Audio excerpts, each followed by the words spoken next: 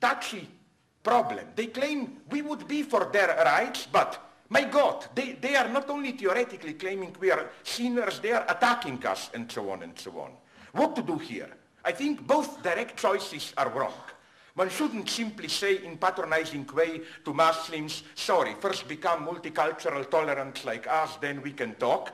But for me, absolutely, this nationalist gay position is not the whole truth. You should also say, but are we really innocent?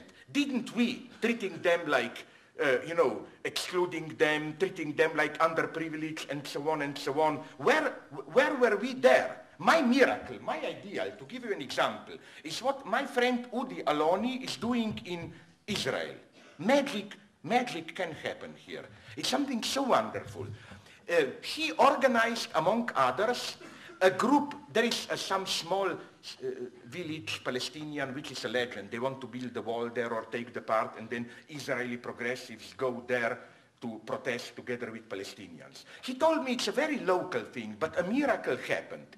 He got a group of Tel Aviv lesbians, like really radical with all the chains, whatever you do. Sorry for caricature, but they went there and joined very conservative, covered Muslim Palestinian women.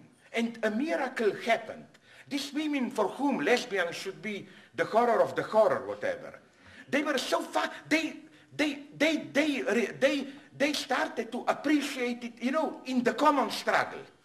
It worked. Here I locate the problem. So of course not only this, as I developed often explicitly, for example, among other places, in my introduction to the choice of Mao Zedong's texts, I follow a Mao, I'm very critical there of Mao Zedong, I don't idealize him, where I apply this wonderful Maoist insight that to be a true Marxist doesn't mean you should always privilege economic class struggle.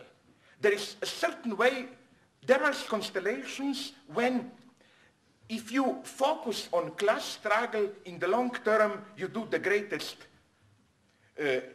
you hurt class struggle itself. So it's not even a question that always the traditional exploitation working class struggle is the ultimate horizon and so on and so on. My problem with identity politics is elsewhere. Its horizon for me is too much that of tolerance under, there is one big difference between racism, sexism, and so on, and class struggle. Formal difference. With racism, sexism, the horizon is usually mutual tolerance. Like, I don't know, I am this, you are that. The idea is, let's respect each other. I can be gay, you can be whatever you want. Let's create a space where our relations are no longer that of antagonism, but that of tolerating, peacefully coexisting differences. But the proper logic of radical politics is in a way exactly the opposite one. Our vision is not upper classes should tolerate us, we should tolerate, no, sorry. We want not physically but socially to annihilate them. It's a different logic. The logic is the radical antagonistic one. It's not tolerance, it's us against them. And you see, this dimension somehow disappears for me. To go further on, when you make fun of capitalism, family, and so on and so on.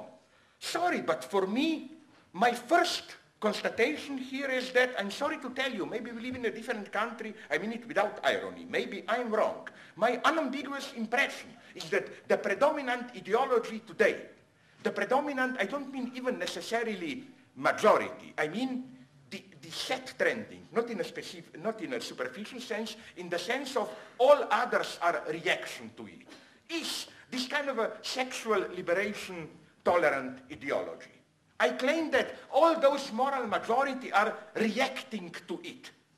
The predominant ideological interpolation today, maybe we agree here, it's a matter of fact, can be judged, is not be a patriarchal father, women should obey you, and then you protect. No, I claim, no. And you know what would have been my proof? like if you look closely at how these moral majority fundamentalists act, they are not even true fundamentalists. I can make even a further provocation. For me, there is one measure of true fundamentalists, and they are quite honorable. I don't have anything against them. I don't idealize neither Amish nor Tibetan Buddhists. But something I met, both of them, members of group, something I admire them in. They don't have towards the other the relationship of envy. They're usually very benevolent. Oh, you live what you live, for us you are a little bit crazy, but blah, blah. But a true fundamentalist is like this. American religious fundamentalists, their basic fact is envy. They're obsessed. What horrible things are homosexual doings? Well, you know, you are fascinated, which is why no wonder that half of them they discovered all those preachers were secretly visiting prostitutes or whatever. One of the most disgusting among them, Jimmy Swaggart, even openly said, when he was caught visiting a prostitute, to fight a sin you have to know it, so and so on and so on, whatever, no?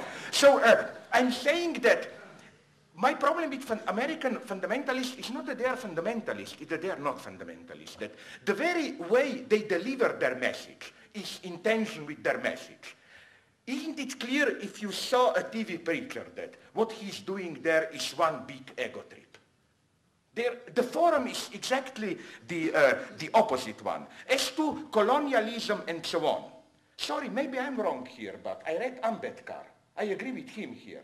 Not Marx. He says this, that British were not simply bad for India and so on and so on. Sorry, I'm Ambedkar.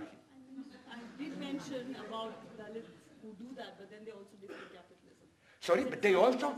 They also then think of capitalism as emancipatory. Yeah, but I don't think, wait a minute, now you're going a little bit too fast for me. I don't think there is a necessary conclusion here. And this brings me to the fundamental problem. When you said subtraction, state, and so on and so on. What I meant by non-statal use of the state, and this is for me the only, I'm not saying it's a universal model. You said it's impossible. My God, now you are an essentialist. I think state is an instrument which can be used against itself. My God, now you are in this sense essentialist. No, state is not simply state which functions in the same way. For example, there are models here and there. I wonder, I would like to learn more. How Maoists are doing in Nepal. Model for me is Aristide in Haiti.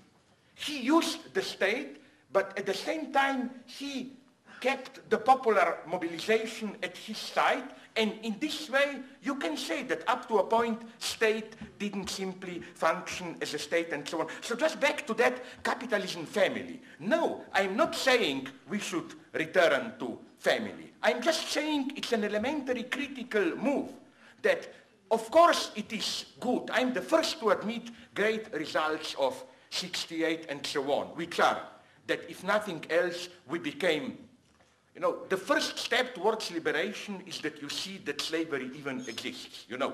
The first step of feminism for me is that you perceive your situation not as a natural situation, but as an unnatural oppression. So I admit all this, but I think we should remain critical and also see the, whatever you call them, alienating, blah, blah, blah, aspects of so-called sexual tolerance in which we live today. For example, this may sound horrible to you, but I claim that today, more and more, the true transgression is not sexuality but love. I notice how in France, in United States, and so on, you have agencies multiplying which tell you, we will enable you to be in love without falling in love. We will find you the ideal partner. In a perverse way, they are reimagining old arranged marriages, but instead of parents, it's experts who, you know, so I think again that this is not the right choice for me. This is a passage. Now we come to the truly problematic point, which is universality, Christianity, and so on and so on.